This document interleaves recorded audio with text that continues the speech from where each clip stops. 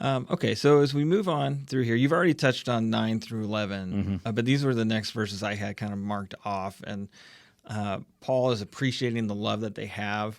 So he's recognizing that they do walk in love, but then he also prays that it would continue to overflow. And the part that really stuck out to me, and you kind of mentioned this as well, is that he wants to see their love overflow in real knowledge and all discernment, right? And I think that's really telling. And, especially in this day and age, the world wants you to be led by love. But when the world talks about love, they talk about how you feel, Right. what is comfortable for you, Yeah. right, and what makes you feel great, what makes you feel good. But love isn't always about making you feel good. Sometimes it's about doing the hard thing because you know it's what's best for everyone involved. Yeah, and he talks about that in several, especially in Corinthians. Love is patient, love is kind, which is you often hear at weddings. Which, yes, it is that kind of love. That makes sense. Yeah. But what he says before that, he's not talking about husband and wife. He's talking about if you do the greatest things, if you do all these, but you don't have love, you have nothing. And so he said later on, this is what love is: patient, kind.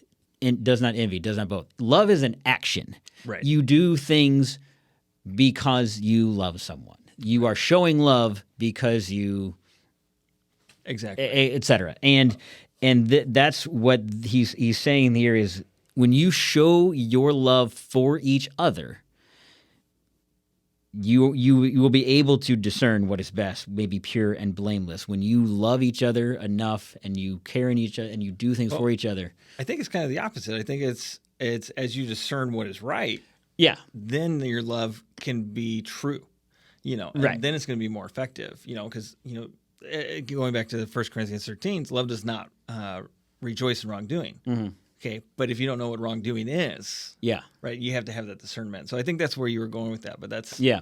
Well, and I mean, we're seeing now so much that, in what, pick a, especially in Pride Month, Sure. it's you think that is synonymous with love. And they, the world tells us that acceptance is the same as love, but and it's not just that, but I mean, if you look at our whole society in general, there's this notion that love equals agreement. And if you disagree, that is not loving.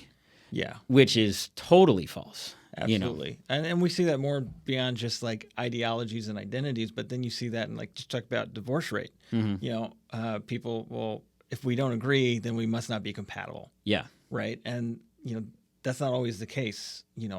Sometimes this is going to take work sometimes, okay. I think we've kind of, let's get back onto Philippians. Sorry about that. No, it was good. It was in context to what he was talking about here. Because discernment and knowledge when it comes to love is important. So we get